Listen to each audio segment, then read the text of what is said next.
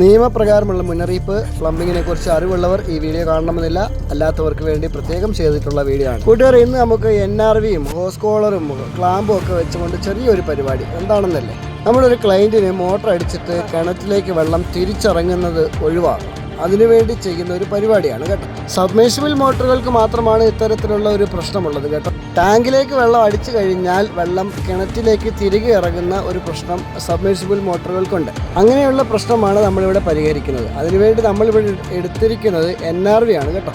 Shutter type NRV ആണ്. ശരിക്കും ഉപയോഗിക്കേണ്ടത് ഈ ടൈപ്പ് അല്ല, സ്പ്രിങ് ടൈപ്പ് NRV ആണ് ഉപയോഗിക്കേണ്ടത്. നമുക്ക് എവിടെയെങ്കിലും ലഭ്യമല്ലാത്തത് കൊണ്ടാണ് ഷട്ടർ ടൈപ്പ് ഉപയോഗിക്കുന്നത്. ഈ ടൈപ്പ് NRV കൊടുത്തെന്നും പറഞ്ഞ വിഷയമില്ല, വർക്ക് ചെയ്തോളും.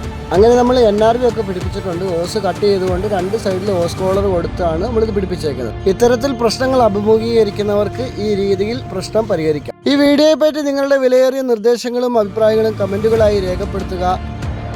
ലൈക്കും ഷെയറും സബ്സ്ക്രൈബും ചെയ്യുന്ന കാര്യം പരിഗണിക്കുക.